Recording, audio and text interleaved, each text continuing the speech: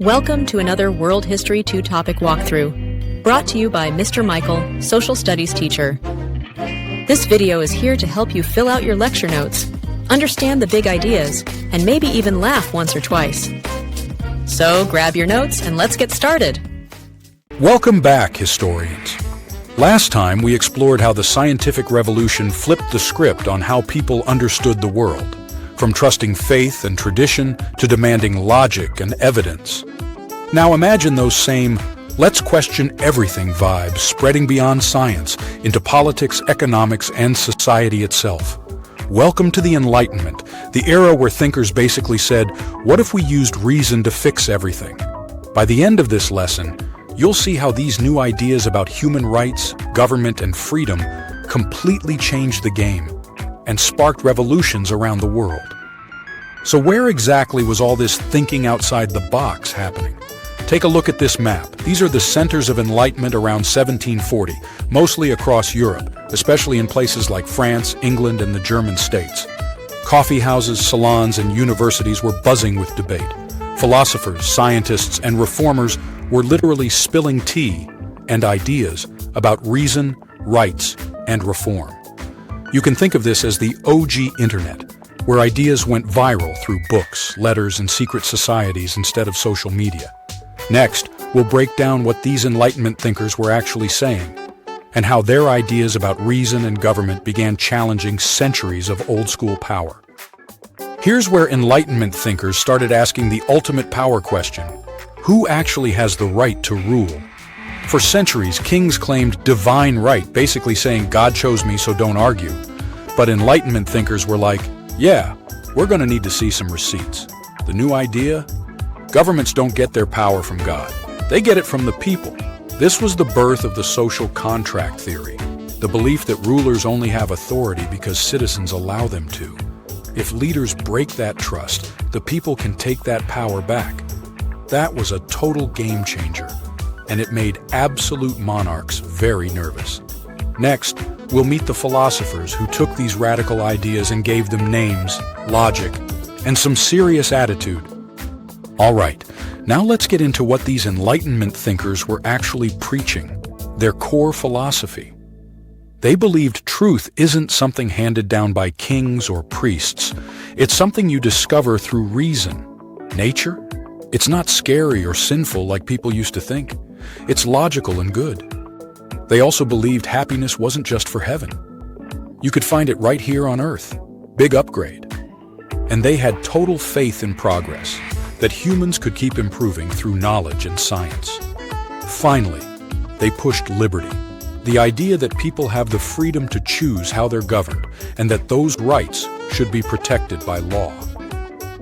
In short, these thinkers were the original "don't tell me what to do" crowd, but make it intellectual.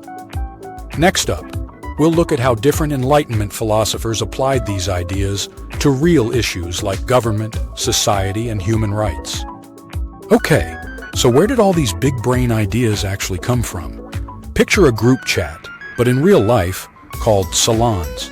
These were fancy hangouts where philosophers, scientists, and writers met to trade ideas, debate, and probably throw some intellectual shade. These thinkers weren't just talking theory, though.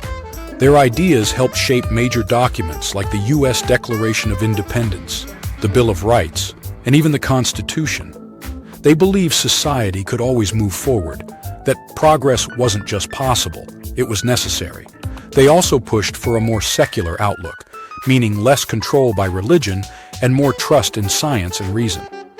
Basically, they were building the blueprint for modern democracy. One discussion, one idea, and one revolutionary thought at a time. Next, we'll spotlight a few of the biggest names from this movement, starting with a philosopher who had major thoughts about natural rights. All right, meet John Locke, basically the Enlightenment's main character. This guy dropped ideas so bold they helped spark revolutions. Locke believed that all people are born free and equal, and that everyone has three natural rights: life, liberty, and property. Sound familiar? Yep, Thomas Jefferson totally borrowed that for the Declaration of Independence.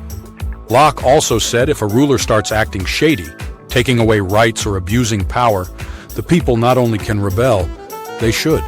That's right, Locke said revolution isn't chaos, it's justice. His ideas planted the seeds for modern democracy and flipped the script on monarchy forever. So Locke was all about fighting unfair rulers. But Voltaire said, "Cool, but can we also talk about the freedom to roast them publicly?" Voltaire was the ultimate Enlightenment savage. The kind of guy who'd drop truth bombs so hard, kings and priests would start sweating. He championed freedom of thought and expression, arguing that people should be allowed to speak their minds, even if others totally disagreed. That's where his famous idea comes in. "I do not agree with what you say, but I will defend your right to say it." Voltaire believed open debate and free speech were essential for progress, because once you silence voices, you silence truth. So yeah, before social media made cancel culture a thing, Voltaire was already out here defending free speech, with some serious Enlightenment energy. Voltaire fought for the right to speak truth to power, but Montesquieu said, why not just split that power up so nobody can go full dictator mode? Montesquieu was the ultimate group project guy. He believed power works best when it's shared, not hoarded. He came up with the idea of separation of powers, where the government is divided into 3 branches: legislative, executive, and judicial. His goal? Make sure no single person or group could grab all the power and start acting like a bossy tyrant. This concept of checks and balances became a major influence on the U.S. Constitution. Basically, Montesquieu walked so the Founding Fathers could run. He proved that freedom isn't just about having rights. It's also about designing systems that protect those rights from power-hungry rulers. Next, we'll meet Rousseau, the guy who took all these Enlightenment ideas and said, okay, but what if government was like a group chat, where everyone gets a say? Rousseau was basically the power to the people guy of the Enlightenment. He wrote The Social Contract, where he argued that governments only have power because the people agree to be governed. He believed in direct democracy, meaning citizens should have a real say in making laws, not just sit around while kings and nobles decide everything. And he went even further, calling for total equality among men. No fancy titles, no noble privileges, just people being people. Rousseau's ideas planted the seeds for future democratic revolutions, from France to the Americas, basically giving monarchy the side eye and saying, your time's up. Next, we'll meet Beccaria, the guy who took Enlightenment ideas into the courtroom, and said, hey, maybe justice shouldn't be cruel and unusual. Beccaria looked around at the brutal punishments of his time, torture, executions, and public humiliation, and basically said, yeah, that's not it. He argued that punishment should fit the crime, not be some over-the-top power trip by the state. That meant no torture, and definitely no death penalty, because killing people to prove killing is wrong? Not exactly logical. His ideas became the foundation for modern criminal justice. Fair trials, reasonable punishments, and laws designed to protect society and individual rights. Next up is Wollstonecraft, who heard all these Enlightenment dudes talking about liberty and equality and said, nice speeches, gentlemen, but what about the women? Mary Wollstonecraft was done with the Enlightenment being a boys' club. While guys like Locke and Rousseau talked about liberty and equality, she called them out. Cool ideas, but maybe practice what you preach? She believed women should be educated just like men, because knowledge is power, and if women were kept uneducated, they could never truly be free. Wollstonecraft also argued that women should participate in politics and help shape society, not just sit on the sidelines. Basically, she dropped the 18th century version of, don't underestimate me just because I wear a dress. Her ideas helped kickstart the fight for women's rights, and they're still influencing gender equality movements today. Next, we'll see how all these Enlightenment thinkers left behind a massive legacy that reshaped governments, revolutions, and how people saw freedom itself. The Enlightenment didn't just tweak a few ideas. It rewrote the code for how people thought about power, progress, and purpose. Thinkers started believing that reason, not tradition, not superstition, could actually solve problems. This meant ending things like slavery, pushing for democracy, and demanding social equality. The world also took on a more secular mindset. Instead of relying only on religion to explain the universe, people turned to science and logic and began showing more tolerance for different beliefs. But maybe the biggest legacy of all was the rise of the individual. Ordinary people started realizing they didn't need a king or a church to tell them what was right or wrong. They could think for themselves. The Enlightenment was more than a movement. It was the launch of a new worldview that's still shaping our lives today. Next, we'll wrap it all up with a quick recap and see how these big ideas still light up our modern world. All right, time to hit rewind and run it back. The Enlightenment was basically the 1700s version of a group chat full of philosophers dropping hot takes on government, freedom, and human rights. Locke said everyone deserves life, liberty, and property. Voltaire said, "You can say whatever you want, even if I think it's nonsense." Montesquieu said, "Let's not put all the power in one person's hands." Rousseau said, "Power to the people." Beccaria said, "Maybe don't torture people, just a thought." And Wollstonecraft? She kicked in the door and said, "Equality means everyone, thanks."